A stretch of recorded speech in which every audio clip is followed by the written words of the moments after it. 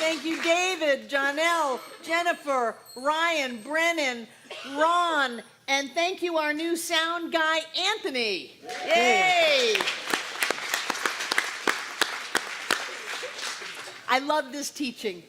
I love this teaching because it gives us all the power. And those of you who know me know I like power. I like being in charge. It's when I try to be in charge of you that I get into trouble, but I like being in charge of me. I like being in charge of my life. I like having a say in what happens to me. I'm not a leaf blown around by the winds of fate. I am a powerful, creative, spiritual being alive and well on planet Earth. And my life will be to me what I am to it. It is what I bring to life that determines what I get from life. And so I'm the one in charge. If I'm not getting what I want out of life, then I've got to look inside of myself and say, well, what did I bring? Where is what I want that I brought forth into my world? Because I guarantee you, if you bring it forth into your world, you will get it back. I love Mick Jagger, Rolling Stones. He sang a song decades ago that said, you can't always get what you want, but if you try sometime, you just might find you get what you need. And so I've changed that because we don't get what we need. We don't get what we want. We get what we are, and we get what we bring. Have you ever gotten an invitation to a party and it says BYOB? Usually means bring your own booze. How about BYOL? Bring your own life. Bring your own life into your world and you will get the life you brought. So if you're just some curmudgeon old rack and fratchet that goes around and just spews negativity at everybody, that's what you're going to get back. And if you go around with love and support and generous heart and uplifting nature, that's what you're going to get back. So when people come to me for counseling and they start bemoaning all of the people in their world, or better yet, they talk about this relationship and then that relationship, often marriages, this marriage and that marriage and that marriage, and they're all the same story, I have to ask them, what is the common denominator here? It's not these people out there, it's you. Sometimes people don't come back to see me, and that's okay. Because I want to be in charge of my life. If something is not going the way I want it to go, I want to be able to have the wherewithal to change that. And that's what this teaching gives us. It gives us the ability to change the experiences of our lives. Hallelujah. That's what I want. I want to be able to look into my future and know what's there because I put it there. I put it there every day with meditation, treatment, affirmations, watching what I think, looking at my belief systems, seeing what the recurring patterns are in my life, and noticing how I did that, and then having the courage and the strength to change that. That is empowerment. That's what this teaching gives us. And then the entire universe comes together in concert and harmony to bring that about in our lives. Last week we talked about Pigpen. Remember? Oh, yeah. How Pigpen in the Peanuts comic goes around with this aura of mess. And I know that there are some people out in the world that do that. They can go into a perfectly organized room and just trash it in a heartbeat. They can go into a perfectly clear relationship and bring a lot of confusion and upset and change that. Some people don't even know what they're doing because that's the only reality they've ever known. But they don't realize that in front of them is going this energy, this mental atmosphere. And then they show up in it and they go, wow, well, this is just the way it's always been. And then you come into Science of Mind and you hear Barbara Waterhouse or John Waterhouse or somebody else tell you, it does not have to be that a moment longer. For that matter, whatever is in your experience right now is old news. I love this. It's old news because during the time of creation into form, no matter how quickly and miraculously it is, there is always a time element. And so we have a thought, we have a belief, we make statements, we have feelings, and then we have our experience. So whatever our experience is, don't give it a whole lot of credibility because it's changing just like that, depending on what we are doing inside of ourselves. If we look at a situation and it looks like it's a disaster and we go, there is a blessing in here somewhere, we put the blessing in there. What did you bring? Well, I brought a blessing. I put it into what other people called a disaster. And now it's grown into fruition and I got the blessing. Oh, you're so lucky. No, I'm not lucky. I put it in there. If you have a circumstance that other people think is a trauma, it's a bankruptcy, it's a divorce, or better yet, you got fired. People come to see me, they say, I got fired. I go, congratulations. If you had wanted that job, you would still have it. You cannot lose what is yours, and you cannot keep what is not yours. So if you're out of that job, out of that relationship, out of that life, it is because it is not yours. And what that means is that there's something that is yours. And my guess is if you have anything to do with this center or this teaching, it's going to be a better something. Whatever it is that you are growing into pushed out the old that doesn't work anymore. And now you have an opportunity to create a new, to create a great life, a wonderful experience, lots of money, great relationships, a healthy body. You have that opportunity depending on what you bring. Most people are reactive, and we talk a lot about that here, that when you are reactive, when something says boo in life and you go, we trigger off a whole process. It's at the level of instinctual limbic brain. Oh my God, there's a saber-toothed tiger somewhere. I have to fight or flight very quickly to save myself. It's very instinctual, it's very ingrained, and we move into that kind of a reaction. And when we move into that kind of reaction, literally, the blood leaves our brain to go into our limbs so that we are stronger or faster so that we can survive. The problem with that is that we get very stupid very quickly. Mm-hmm. Truly. So if something happens that we weren't ready for, that we weren't expecting, if we hear it on the news, if we see something in our lives and we react to it, we're not doing the smartest thing in the world. What we want to do is we want to be aware, we want to be mindful. We want to choose our creations wisely because we're going to then have to live with them. And so I always recommend that if life says boo and we flinch, you know how you get a punch, made you flinch, made you jump? That's kind of how life works. If we jump, we're going to get some kind of a negative experience because we're going to trigger off an instinctual reaction. So what do we want to do? We want to stop. And I always recommend we take a deep breath. Take a deep breath. That can change your life because it allows your brain to get some more oxygen. It changes the biochemical response in your body, which comes from the fight or flight reaction.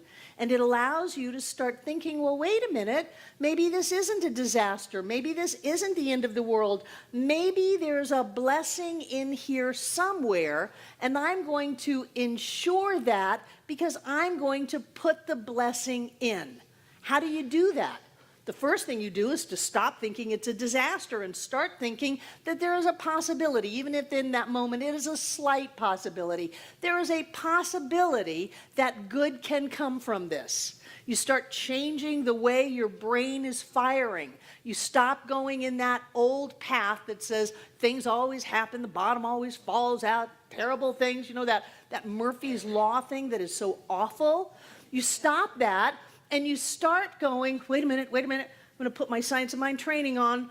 I know that only good can come from this, no matter how crazy that sounds. I don't know how it's going to come. That's not my business. My business is to know that only good can come from this. My business is to put a blessing in it. My business is to open up to the idea that the universe is not out to get me, it's here to support me. And that all I have to do is choose the direction and the course I want my life to go in, and there it will be. They say it's impossible, we say no way. We can have it any way we want. They say nobody's ever done it that way, and we go, well, we're the first. And the entire universe supports us in creating the life that we want to live. But if we sit on the couch and go, what's the universe done for me lately? How's it going to come? I'm just waiting. Oh, Lord, won't you buy me a color TV? I'm sitting here. Where is it? That's never going to work, because we are the ones that have to instigate the change. We are the ones that, through daily treatment, meditation, going to see practitioners, coming to classes, be a mystic. Be a mystic with Chris. Learn how to rise above conditions and see it with a greater view. We are the ones that have to do that to create the life of our dreams.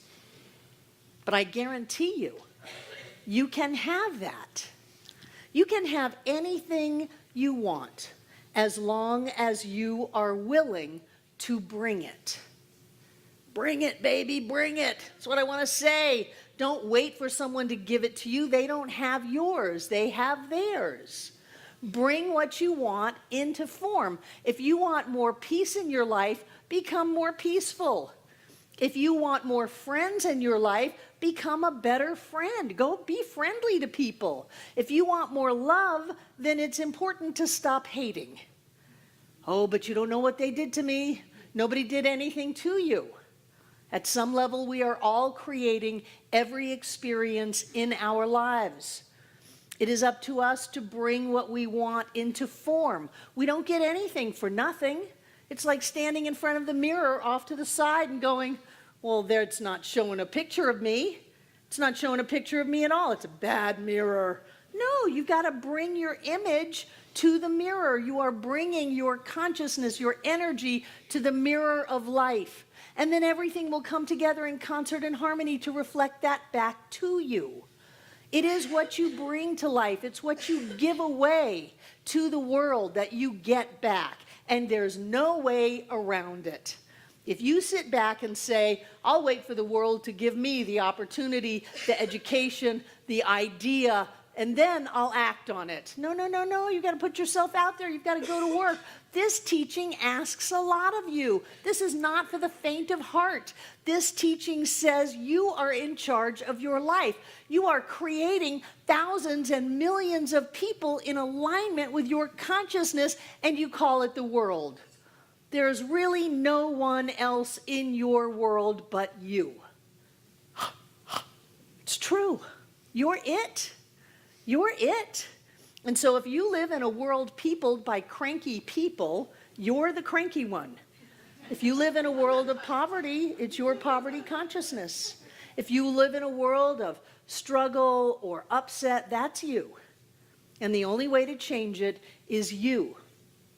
It reminds me of the story of a traveler when we were walking away from a town, and another traveler came down the road from the other direction and stopped with the traveler walking away from the town and says, hey, tell me, what kind of a town is this? I've just come from a previous town, and I want to go live in this new town, so tell me, what kind of a town is it?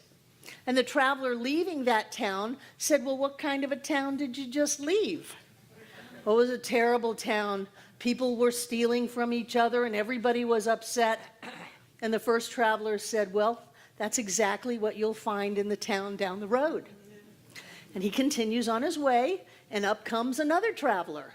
And the second traveler coming down the road says, hey, tell me, I'm leaving one town and coming to this town. What kind of a town is it? And by now you know that the wise traveler leaving that first town said, well, what kind of a town did you just leave? Oh, it was wonderful. It was filled with loving people and supportive and generous. We were all prosperous and had a wonderful life. And he smiled and said, well, that's the town that you will find. Now, the town didn't change. What people bring to that town changed. And so if you bring that people are going to take things from you, that it's a competitive universe and everybody's trying to knock you down and terrible things can happen, that's what you will find. And yet if you bring the idea that says, I am loved and supported, I am a powerful, creative, spiritual being, alive and well on planet Earth, I am prosperous, healthy, I have more than enough so I can love you and give you an opportunity and help you out, then that's what you will find. All of these people who give it back to us. What kind of a world do you live in? Because whatever kind of a world you live in, you brought with you. And so I encourage you, especially over these holy days, to look at what we bring into the world. Not what we're going to get, but what we bring, what we give every day, in every thought, in every word, and in every deed. Because you truly can have it all. Science of Mind lays it all out. All you have to do is bring it with you and have it happen. And so it is. And so it is. Thank you.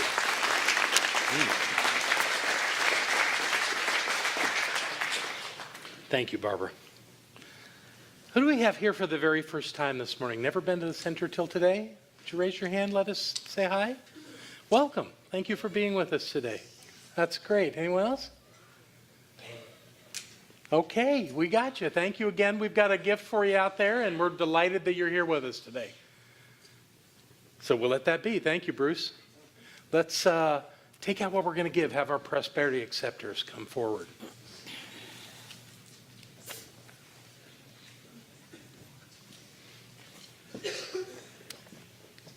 Barbara and I haven't put in a check in for a while, and that's me. I made a mistake.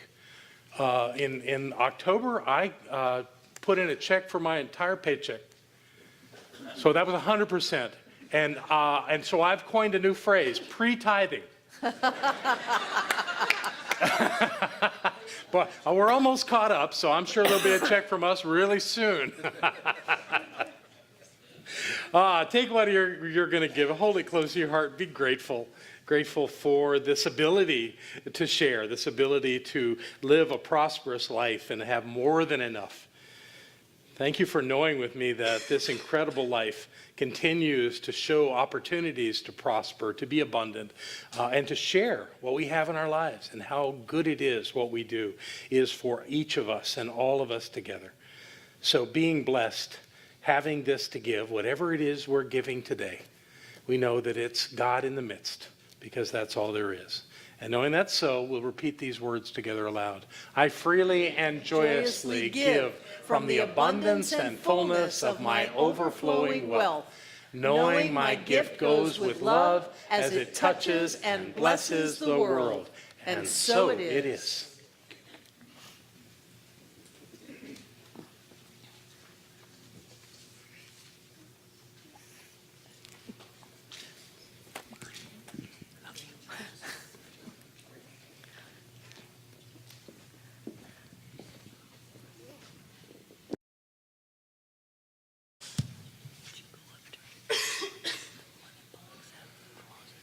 So thank you. Thank you for the way you support this community. Thank you for the way you allow us to have a bold and dynamic ministry that is touching thousands of people around the world. Thank you for showing up and using what we teach here to make your life better. We're all better because you do that. The whole world is better because you do that, and I am grateful. Thank you. So it is. Children?